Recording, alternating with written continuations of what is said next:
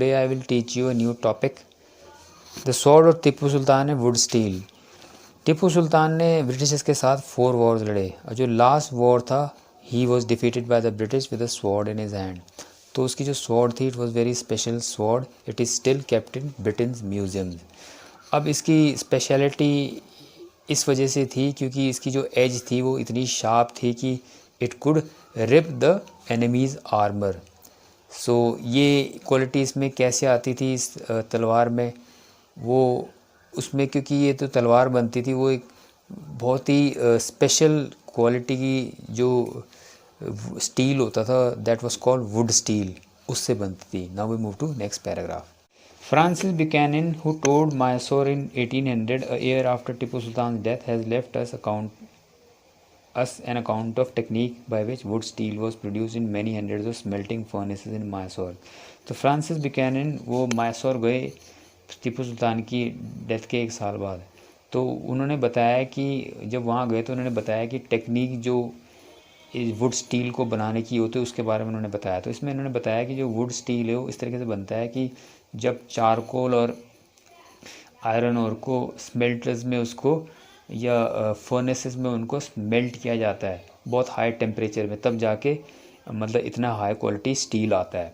Now we move to next paragraph. Indian wood steel fascinated European scientist Michael Faraday. तो जो Indian जो steel था would steel, इसको जो यूरोपियन साइंटिस्ट माइकल फैराडे था उसने इसको बहुत अट्रैक्ट किया। तो उसने यहाँ पे 4 साल तक वो इंडिया में रहा, वो उसने स्टडी करना चाहता था जो इंडियन वुड स्टील है उसकी प्रॉपर्टीज़ के बारे में। तो it was made all over India specially in south India.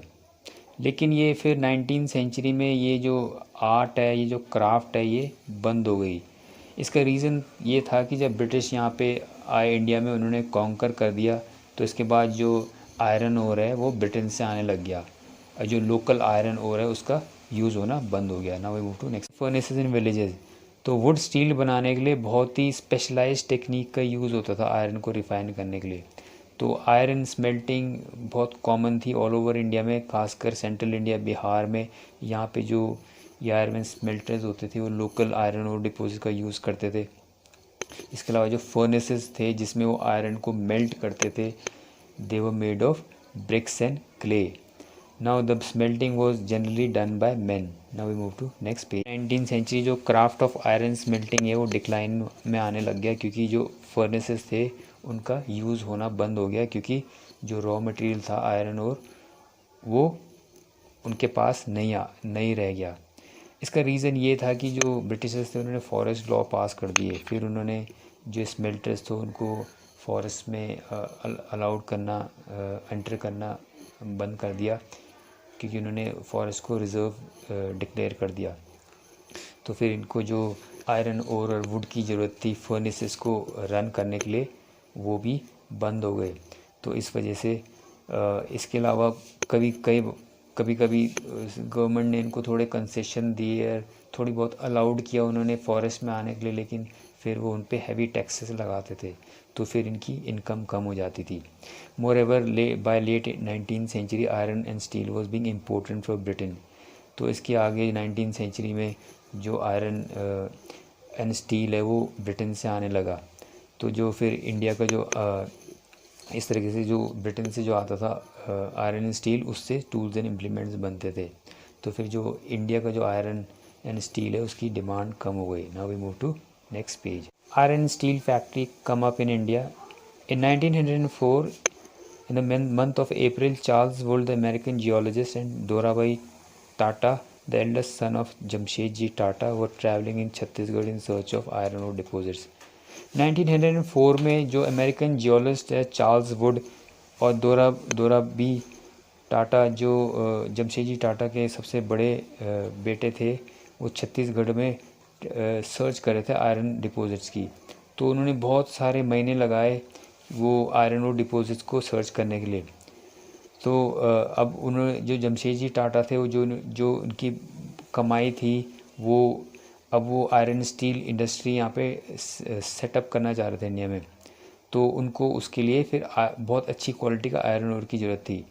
One day after travelling for many hours in the forest Weld and Dorabai came upon a small village and found a group of men and women carrying basket loads of iron ore. तो जब वो travel कर रहे थे छत्तीसगढ़ के forest में, तो उनको कुछ मेन एंड वुमेन मिले, वो आयरन ओर अपने सर पे उसको कैरी कर रहे थे। तो दे वर कॉल्ड एगेरियाज। अब उनके बारे में जब पूछा गया उनसे कि वो ये आयरन ओर कहाँ से लाए, तो फिर इन्होंने बताया कि जो नियर बाय हिल है वहाँ से लाए। तो जब ये उधर गए, ये दोनों के दोनों अमेरिकन जियोलॉजिस्ट टाटा, दोराबाई टाटा, तो वहाँ उन्होंने देखा कि वर्ल्ड का बेस्ट आयरन ओर उन्होंने वहाँ पे सर्च किया, उन्होंने पाया। But there was a problem, the reason was dry and water necessary for running a factory was not found nearby. पर प्रॉब्लम ये थी, वहाँ जहाँ वो जगह पे पहुँचे वहाँ आयरन ओर तो मिल गया, लेकिन वहाँ वाटर कहीं नहीं था। तो वाटर, एक फैक्ट्री को रन करने के लिए वाटर ज़रूरी चाहिए होता है। तो जो उनकी सर्च थी वो फिर कंटिन्यू करने लगे, वो फिर दोबारा दूसरी जगह देखने लगे जहाँ उन्हें आयरन ओर मिले। फिर उन्होंने अगेरियस की हेल्प मांगी, तो अगेरियस ने उनको फिर दोबारा ये आयरन ओर सर्च करने में उनकी हेल्प की। Now we move to next paragraph. A few years later, large area of forest was cleared on the banks of river Subarneka to set up a factory and industrial township Jamshedpur. कुछ सालों बाद जो सुबरनेका river है उसके आसपास उसको जगह को क्लियर किया गया ताकि वहाँ पे फैक्ट्री लगाया जा सके, and that place was called Jamshedpur. यहाँ पे आयरन ओर भी था, सुबरनेका रिवर मतलब वाटर के आसपास वो भी था। इस तरीके से टाटा आयरन स्टील इंडस्ट्री यहाँ पे 1912 में स्टैब्लिश की गई। Now we move to next para. वो set up an opportunity time. जो टिस्को थी, टाटा आयरन स्टील कंपनी, वो सही टाइम पे उसको स्टैब्लिश किया गया था, क्योंकि उस टाइम पे जो इंडिया है वहाँ पे रेलवे लाइंस को एक्सपैंड करने की सोच रहे थे ब्रिटिशर्स। तो उस टाइम पे जो ब्रिटिशर्स थे वो आयरन स्टील ब्रिटेन से मंगाया करते थे। By the time TISCO was set up the situation was changing. अब जो टिस्को जब स्टैब्लिश हुआ तो सिचुएशन बदल रही थी। 1914 में वर्ल्ड वॉर हुआ, और जब वर्ल्ड वॉर हुआ तो जो ब्रिटिशर्स थे उन्हें अपनी वॉर की रिक्वायरमेंट की ज़रूरत थी, तो उनको स्टील प्रोडक्शन अपनी वॉर के रिक्वायरमेंट के लिए ले जानी थी। तो उस तरीके से जो ब्रिटिश से जो इंपोर्ट्स थी स्टील की वो बंद होने लगी। अब बंद होने लगी तो जो इंडियन रेलवेज़ है अब वो टाटा की तरफ, वो टाटा से सप्लाई ऑफ रेल्स लेने का वो कहने लगे कि अब now you have to give me. Time TISCO was set up the situation was changing. अब जो टिस्को जब स्टैब्लिश हुआ तो उस सिचुएशन बदल रही थी। 1941 में वर्ल्ड वॉर हुआ, तो उस टाइम पे जो स्टील ब्रिटेन में प्रोड्यूस होता था, अब उसको वॉर में जो स्टील की डिमांड थी उसको वहाँ पे जाना पड़ता था। तो जो ब्रिटिश से जो स्टील आता था वो आना बंद हो गया। तो इस टाइम पे जो ब्रिटिश जब यहाँ पे रेलवे लाइन इस्टेब्लिश करना चाह रहे थे या रेलवे कोचेस तैयार करना चाह रहे थे, रेलवे कैरेजेस तैयार करना चाह रहे थे, so they turn to TISCO, Tata iron steel company. तो अब उन्होंने जो 90% जो स्टील था वो टिस्को से लिया जाता था। तो इस तरीके से जो ये टिस्को कंपनी है, it was the first biggest steel industry in India during British Empire. Now we move to next paragraph. In the case of iron and steel, as in the case of cotton textile, industrial expansion occurred only when British imports into India declined and market for Indian industrial goods increased. अब जो iron steel और जो cotton textiles है उनका expansion India में तभी हुआ जब ब्रिटिश के जो गुड्स हैं वो आने बंद हो गए इंडिया में। This happened during the first world war. तो ये फर्स्ट वर्ल्ड वॉर के टाइम पे हुआ। उस टाइम पे जो इंडिया का स्ट्रगल ब्रिटिश के अगेंस्ट चल रहा था, that was called the struggle for freedom.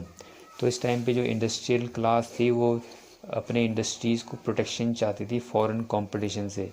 सो इस वजह से ब्रिटिशर्स थे, उन्होंने इनकी फिर डिमांड मान ली, because they were already disturbed by the war. So this is the end of the chapter. Thank you.